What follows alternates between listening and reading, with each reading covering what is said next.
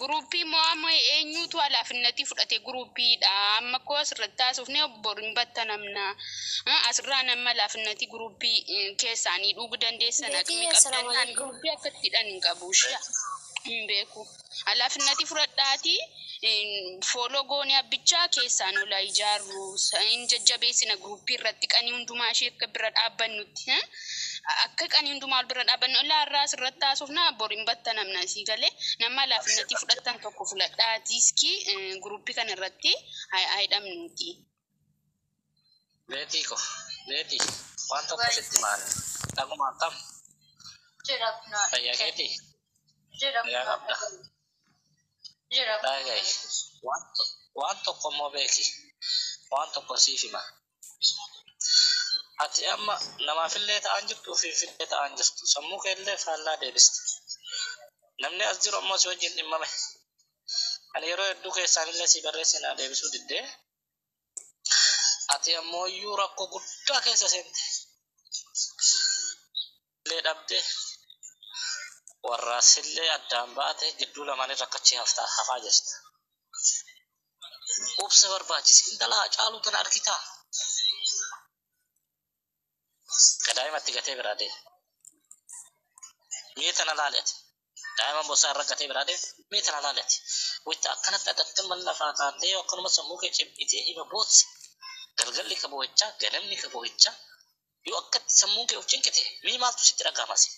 Maa daraartaa warra keellee taphatti irra keetinillee ofittis taphatte. Yeroo duruma nama ima ajjeesan namallee ima ajjeesan. Kanaati akka jideeffatu situ beekaa garaa keetiif fudhadhuuti dhima obsaan waa fiduu obsaan dabarsi obsa barbaachisa intalli sharaa takka yoo ganamaa galgala akkasumatti habaatee ati uma xiqqoollee suuraa isaaniillee of dura keetteetiniin firaa waa hedduu keessa seenteetiniin immoo fincinqin dalagattullee dalagaa kee dhabaa jirta warrillee si wajjin rakkate gara lamatti kana hundaa'u ufin dhimisi cinqamee sammuu kee ofin cinqee firii ta'e watakkan taatu Oromoo biraa waan taatu. Kabbadheen si bootu caalaa Oromoon beekaa asirra si wajjin dubbatu karaa si dhabe.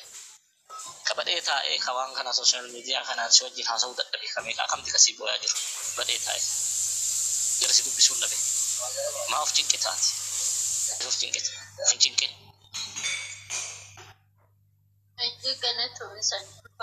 Waan biraa keessa seenu.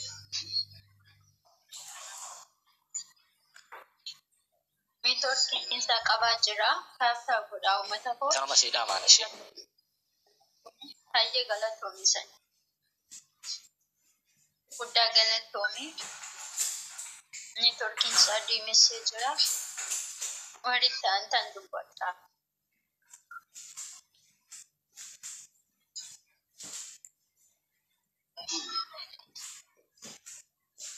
Beetii akkam nagaa oolte? Jira dhokko. Akkam fayyaa keetii haa dhokko jirta labsii namni. Jira dhaggeera rabbitaan kadhate. Baga jiraattee waa danda'uun aadama kennaa miree obsuun illee waa hundayyuu rabbiin namaa laaffisa rabbiin si bira haa jiraatu rabbi si haa laaffisu.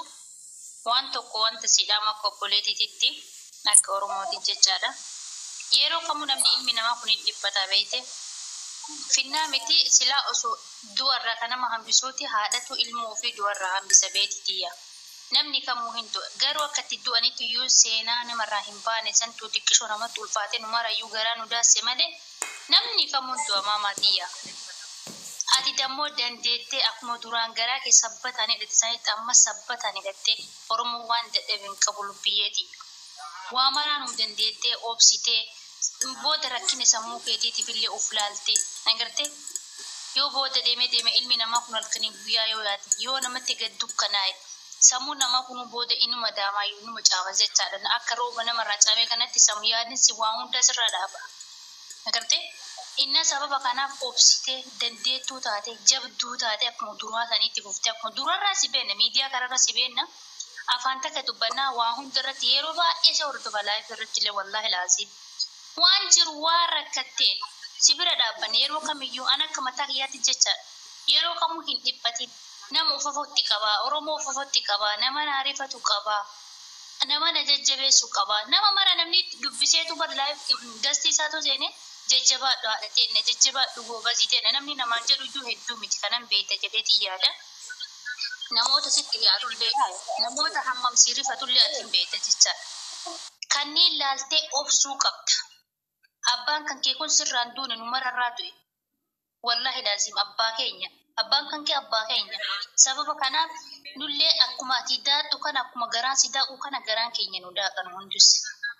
Waan jiruun akka kiyyatti wallahi siin qarqaaraa yaadaanis mallaqaanis uumama danda'ameenis irra caalaa wanti nama yaachisu hin beeku. Jireenya biyya namaa keessatti dhimma kana yoo dhiphattu kana baay'ee ulfaata giiftii xiyya. Hin dhiphatin, hin yaadda, hin amshii rabbi jira. Agartee namni du'arraa of lambisu hin jiru.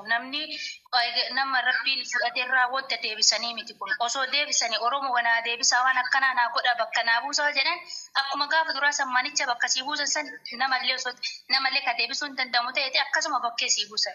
Amshiiraadha xiyya. Kun waan deebi'uu danda'u miti. Kun waan rabbi fudhate. Rabbi irratti hirkattee warroota isaan irratti akkas dalaga isaan rabbi irratti kadhattee rabbi was argisiisuu ta'a. Agartee? Wallahi keessa kennan nu hubate keessa kiyyatu nu hubatan akka mataa kiyyaatitti na daaqee garaan kiyyoo si ilaaluu hin danda'u wallahi dafee obburoot si dabarsa wargu viidiyoo kan kee wargu dafee dabarsa maaliif himimmaa qabachuu hin danda'u argaa jirta isaa kanatti wallahi rabbitu na arga. Sababa kanarraa jajjabaachuu qabdaati. Nama na gurmeessu qaba, aadaa nama na rifatu qaba, an naman qaba jedhiiti akkasitti abdan. Meeqa kami adda fi bondee hafaa jiru beetitiyya kam Oromoon iyyuu quban qabne. Kabaranda kabulin sa baranda ta'e kanyaatis isa tirraabii ta'e meeqa kamtu jira Oromoo irraa dhumatee namni irraa dhumatee hagana ilanii si dubbisanii si jajjabeessanii giiftii kun jabaadhu san jedhanii nama kana follaaluu qabu. Sigalee mamatiyya. Guruppii uumaatii isin warroonni guruppii lakkoofsaan keessaan fooloon adeemsi keessaan lakkoofsaan kennaa ergi siifii bilbilaa siif dubbisa. Jajjabaadhuutu atu aidee bi'iitiin nama jajjabeessi nama gorsi hin boohin halkanii guyyaa hin jeeqamta sammuu si jeeqama. Sagaleen kiyya dhaga'ama. Dhaga'ama kennaaf galatoomii haadhuu koolfadhu guddaa galatoomii dhaga'ama sanyii. Salaamu alaikum warahmatullahi wabarakatuh. Akkam jirtan manni amantaa kan nagaa qabdanii? Jira qaani. Akkam beeti nagaa fayyaa fedhi? Jira kun warra ga'eera qaali kan birii sarkuma isaatti. Baga addaan si ga'e baga si jiraachise sagalee waan dhageessise waa baay'eellee dubbachuu hin barbaadu manni haasa'ee jira. Wanni kana ol haasaan hin jiru beetii haga namni waan itti fakkaate si gorsee jira. Waa lamatu siidha meetiin si jira beeta barbii baay'ee akkuma mucayyoorreef jettu viidiyoo kee laaluulleen na ulfaata beeta sooshaal miidiyaa kana irratti dhugaa rabbi baay'ee qalbiin tiyya cabde beeta qalbii baay'ee na cabsite haa ta'u ammoo ati intala jabduudha hin argamtu wallahi hin argamtu intala jabduudha ammallee obsan fixatin jabaadhu kanarra jabaadhu abbaan kee deemee jira biyyeen itti haasalbattu uf duuban deebu waa hunda irra gahuuf obsa si barbaachisa jabinna si barbaachisa osoo akka gaafsan taateen fayyaa dhabdee jiraattee harka namaa bira jiraattee namni asii achi si oofaa jiraate siree irraa osoo namni gasi buusaa jiraate haadha namni si dubbatu tokko illee jiru ifaan waliin du'aa sagalee waliin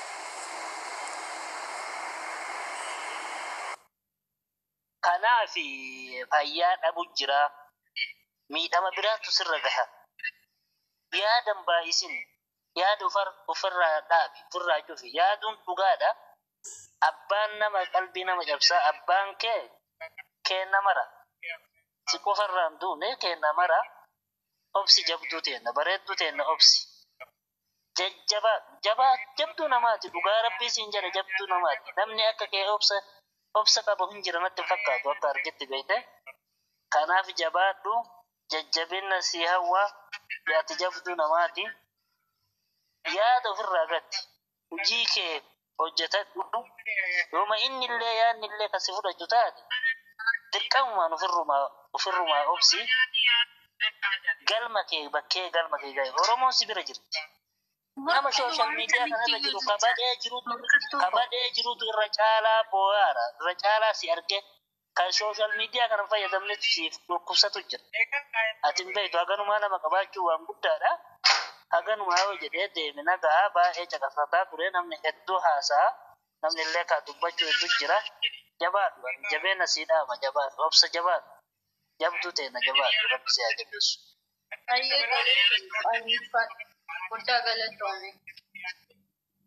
Ayyee jabaadhu habiibti. Inuma dhibbate waan rakkate Oromoon si haagatu mee gabbayyi Oromootti madhu rakkina kee quuqama kan kee. Agartee hin miidhamtu waa lamaan namni tokko lamaan miidhama beekitiyya. Hin miidhamtu waa hundaan bira amshiir wallaahi siif hin jirra.